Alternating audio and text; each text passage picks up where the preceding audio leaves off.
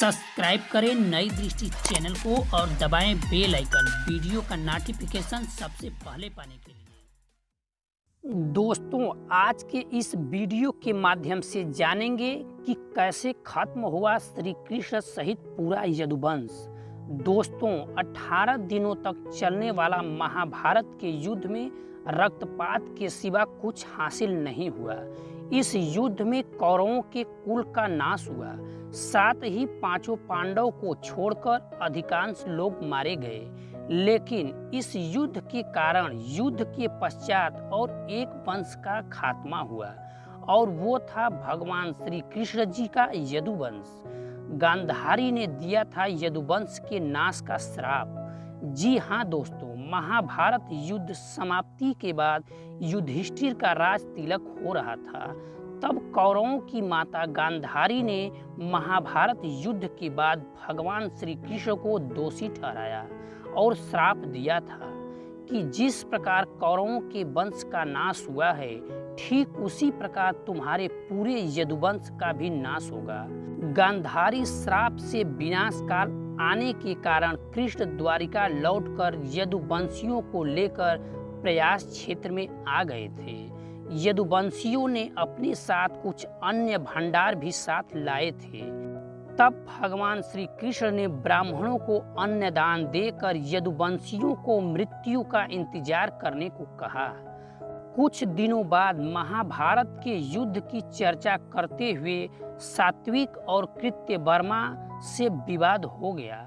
सात्विक ने गुस्से में आकर कृत्यवर्मा का सिर काट दिया। उससे उनसे आपसी युद्ध भड़क उठा और वे समूहों में विभाजित हो गए और एक दूसरे का संहार करने लगे। इस लड़ाई में श्री कृष्ण के पुत्र प्रद्युम्न और मित्र सात्विक समेत सभी यदुवंश मारे गए थे। केवल बबलू एवं दारुक बचे रह गए थे। भगवान श्री कृष्ण के बड़े भाई बलराम समुद्र तट पर बैठ गए और एकाग्रचित्त होकर परमात्मा में लीन हो गए। इस प्रकार भगवान शेषनाग के अवतार बलराम जी ने अपना शरीर त्याग दिया और स्वधाम लौट गए। और इसी तरह बहेलिये का तीर लगने के कारण भगवान श्री कृष्ण की मृत्यु हो गई। बलराम के देह त्यागने के बाद जब एक दिन भगवान श्री कृष्ण जी पीपल के पेड़ के नीचे ध्यान की मुद्रा में बैठे थे, तभी उस क्षेत्र में एक जरा नाम का बहेलिया शिकार करते हुए वहां आ पहुंचा। जरा एक शिकारी था, वह हिरण का शिकार करता था। तभी उसने देखा हिरण के मुख के समान भगवान श्री कृष्ण का तलवार चमकता हुआ दिखाई दिया। तब बहेलिये ने बिना विचार किए वहीं से एक तीर छोड़ दिया और वह तीर भगवान श्री कृष्ण के चमकते हुए तलवे में जा लगा। जब वह पास गया तो उसने देखा कि वह तीर भगवान श्री कृष्ण के पैरों में मार दिया है। इसके बाद बहेलियों को बहुत पश्चाताप हुआ और वह क्षमा याचना करने लगा। जब भगवान श्री कृष्ण ने बहेलिये से कहा कि जरा तू डर मत, तूने मेरे मन का काम किया है, अब तू मेरी आज्ञा से स्वर्ग लोक को प्राप्त करेगा। बहेलिये को जाने के बाद भगवान श्री कृष्ण का सारथी दारुक वहां आ पहुंचा।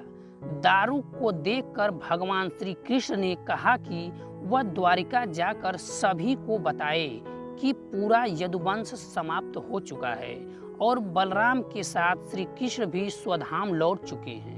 अतः सभी लोग द्वारिका को छोड़ दो, जो कि ये नगरी जगमग्न होने वाली है। मेरे माता पिता और सभी प्रियजन इंद्रप्रस्थ को चले जाएं। ये संदेश लेकर दारुक वहां से चला गया। इसके बाद उस क्षेत्र में सभी देवता, स्वर्ग की अप्सराएं, किन्नर, गंधर्व और सभी देवतागण वहां आए और उन्होंने भगवान श्री कृष्ण की आराधना की और आराधना करने के बाद श्री कृष्ण ने अपने नेत्र बंद कर लिए और वह अपने शरीर सहित स्वधाम को लौट गए।